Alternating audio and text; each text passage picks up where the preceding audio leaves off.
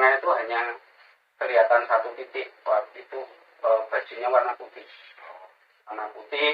Dia masih pakai, yang saya ingat pakai celana SMA itu abu-abu, masih kelihatan dia posisi terlentang tidur gitu.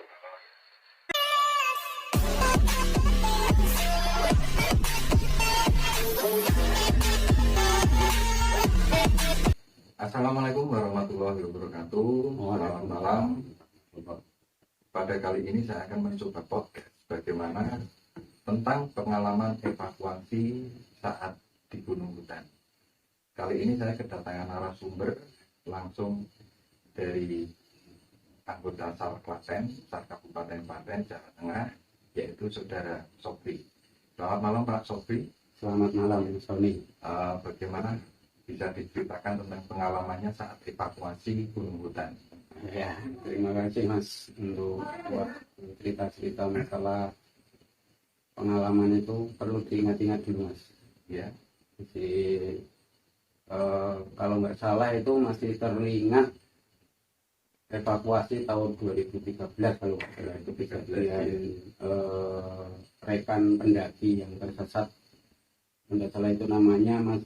Waktu itu Mas Riko Yanuar dari Surabaya. Dari Surabaya. Dari Surabaya itu masih teringat. Waktu itu ada laporan kehilangan rekan itu kalau nggak salah sudah 4 hari. Oh, sudah 4 hari. Sudah 4 hari.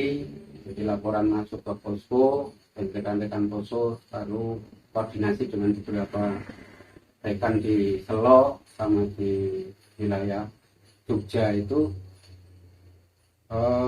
Saya cerita waktu aja ya. Iya, saya secara pengalaman. Iya, saya itu. Nah, pas itu ada panggilan ke posko. Kita merapat ke posko, langsung kita untuk terjunkan tim kita susur dari wilayah Sapuangin, dari segi Klaten. Karena pendaki ini waktu itu awalnya dia mendaki dari Selo. Oh, dari jalur Selo Boyolali ya. Ada 21 rekannya kalau nggak salah dari mahasiswa Surabaya itu. Sampai di Sapuangin koordinasi, lah kebetulan saya yang ditunjuk untuk pertama kali penyisiran awal. Itu namanya regu atau seru celeng. Seru celeng itu saya ada Mbak Gondrong, Mas Cece, yang dari anggota SAR itu ada lagi Mas Cahyo, terus sama lagi ada beberapa anggota PA pecinta alam waktu itu sama Mas Pinot. Ya, nah, yang berlanjut sampai kita menyisir dari bawah dengan metode operasi Gunung Hutan. Waktu itu masih sisiran ceritakan kita memanggil nama mulai dari pos 1 sampai pos 2 itu memanggil nama namanya Riko Yanuar, kita panggil terus. Nah, sampai di pos 2, atas pos 2 naik sedikit, kebetulan kita berhenti di sana istirahat. Nah, di situ kita bisa mandang area Mas, area bawah jurang dan area pemanang pun luas karena pohon-pohon kan sudah mulai itu vegetasinya dari jalur Sapuangin Klaten. Iya, dari jalur Sapuangin Klaten itu 2 jam kita tempuh hari itu. Kita tanpa peralatan dulu karena nanti peralatan akan disusul yang berikutnya. Sampai di atas kebetulan kita istirahat sekitar 15 menit itu alhamdulillah kelihatan Mas. Objek ini. Surveitor itu. Ya, waktu itu dia masih saya ingat dia masih bisa manggil 1 kali. Oh, gitu. Minta tolong waktu itu. Minta tolong, kita kedengaran itu di bawah sungai. Di bawah sungai. Di bawah sungai, di bawah pos 2 waktu itu. Karena nggak kelihatan kan banyak semak belukar. Di tengah-tengah itu hanya kelihatan 1 titik. Waktu itu bajunya warna putih.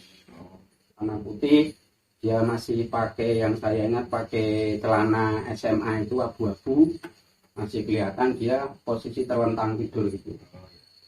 Nah, juga koordinasi sama teman-teman untuk menjangkau di bawah itu Mas. Itu nama lokasinya dinamakan apa?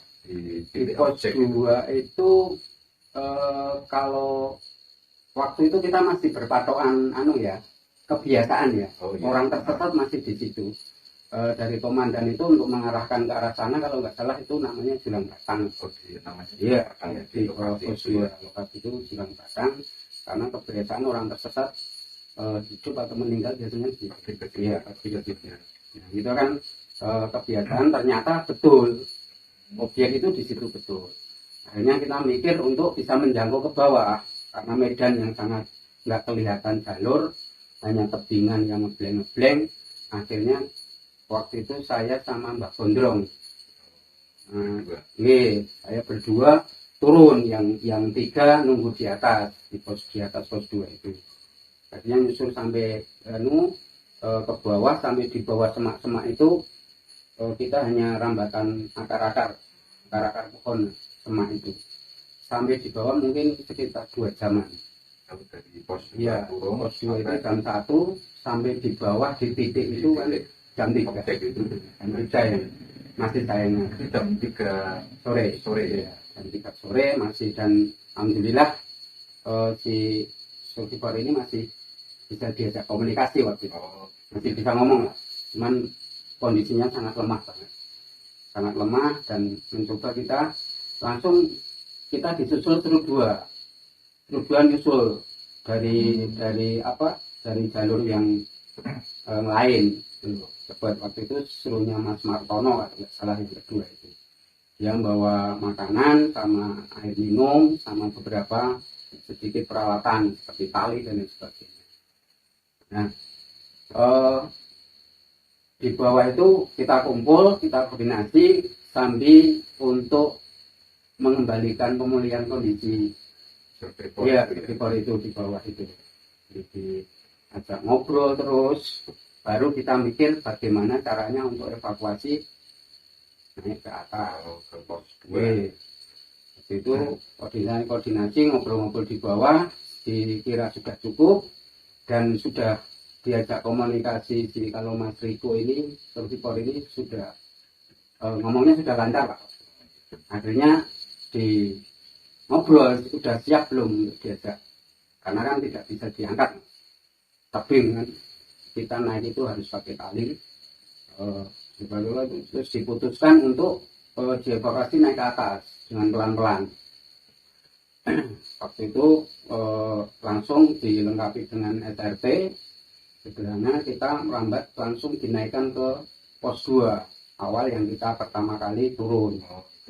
Dibuat jalur baru di situ. Waktu itu seru untuk bertanggung jawab nyari jalur itu Mas Martono. Kita mengawal korban sambil dorong, sambil ajak ngobrol, sambil pelan-pelan lah nonton kondisi. Dari jam 3 akhirnya survivor itu sampai di atas di jalur pendakian, di atas pos 2 itu. Di sana jam 5 Mas. 2 jam ya. 2 jam juga. Proses evakuasi itu 2 jam, akhirnya sampai di atas. Di pos 2. Iya, ini sebatas yang saya ingat ya, karena 2013. Sudah di atas, baru seru-seru yang lain kan menyusul Mas, untuk evakuasi turunnya, membackupnya. Itu ada Basarnas, ada relawan-relawan yang penuh lah, banyak banget waktu itu. Jadi kita tidak kesulitan untuk membawa ke bawah. Nah, itu. Jadi untuk seru yang pertama langsung istirahat, dan yang nanti dilanjutkan sama seru yang kedua. Berarti sistem estafet. Estafet sama evakuasi ke base camp. Paling banyak dulu warga kampung kalau Sapuangin kan seperti Pak Nanto dan lain sebagainya, Mas Martono itu semuanya terlibat. Akhirnya sampai di bawah di pos base campnya Mas Martono itu sekitar maghrib atau setengah 7 kalau nggak salah. Setengah 7 sampai sore baru sampai dari Isa lah, jam 7-an. Jam 7 langsung dilarikan ke rumah sakit Kakra Husada. Dan alhamdulillah si survivor ini selamat lah. Sama keluarganya akhirnya sampai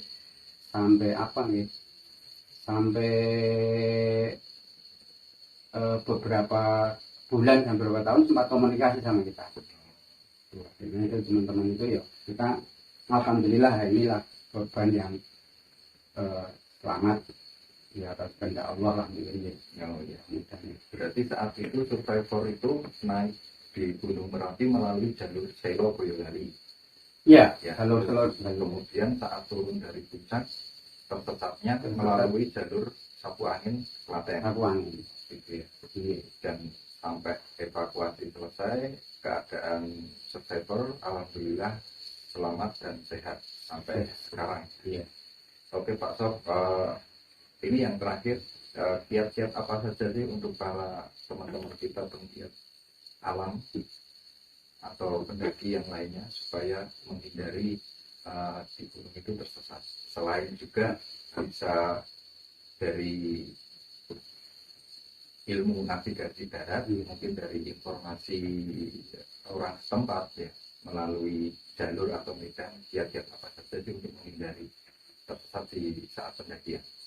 Kalau saya ini secara pribadi ya Mas ya, kita berpandangan sesuai melihat dari pengalaman di Merapi lah selama ini, banyak kasus, banyak kejadian itu kalau Merapi ini tidak sama Mas, sama gunung-gunung yang lain ya. Sama secara kontur, secara medan itu beda banget. Jadi mungkin kalau untuk pendaki-pendaki yang berniat untuk ke Merapi, pertama kali yang harus disiapkan pertama kali ya fisik. Yang kedua bekal, karena tidak bisa diremehkan. Bekal itu harus, misalnya ya mempunyai rencana untuk mendaki 24 jam atau 2 hari, bekal harus paling tidak 3 hari untuk jagain bekal itu. Jadi tidak bisa nanti temannya banyak atau apa itu tidak bisa diandalkan. Lebih kalau untuk kebutuhan pribadi itu harus diperhatikan. Sama pengenalan medan. Pengenalan medan itu sangat diperlukan karena kasus Riko ini ternyata dia cukup berpengalaman juga untuk pendakian-pendakian dimanapun lah. Cuman waktu di Merapi mungkin instingnya waktu dia tersesat karena ceritanya waktu itu sempat jatuh di puncak itu ada badai. Dia tertinggal sama teman-temannya, dia terjatuh, sempat pingsan, bangun lagi, dia sudah kondisi bingung. Ini mau arahnya, bingung arah, disorientasi medannya kan. Akhirnya dengan feeling pendaki kan pasti dia akan menyusur sungai Mas. Menyusuri sungai dan ternyata kontur di sungai itu yang tidak bisa khusus di Merapi itu yang tidak bisa karena medannya sangat konturnya ngebleng-ngebleng. Akhirnya hanya seperti itu. Jadi perlu kehati-hatian dan bagi pendaki-pendaki dimanapun itu informasi medan itu sangat perlu. Iya perlu dieksplor itu informasi dari manapun lah yang sudah pengalaman, tanya-tanya dulu bagaimana medan di Merapi, bagaimana medan di Lawu itu sangat perlu untuk inilah, untuk pengenalan awal sebelum kita untuk mau mendaki di gunung itu. Mungkin itu Mas yang bisa tak ceritakan ya. Oke, sementara itu saja istilah cerita dari pengalaman dari rekan kita yang saat itu selaku pelaku sekaligus dari anggota SAR Kabupaten Klaten, dari segi pengalaman dan juga ada kiat-kiat khusus saat melakukan pendakian atau kegiatan di alam terbuka. Jadi jika bermanfaat tetap dukung channel saya dengan like, subscribe, komen, dan share. Dan jangan lupa selalu tekan tombol loncengnya agar selalu mendapatkan notifikasi video-video selanjutnya. Oke, terima kasih Pak Sofi. Terima kasih. Assalamualaikum warahmatullahi wabarakatuh. Waalaikumsalam warahmatullahi wabarakatuh.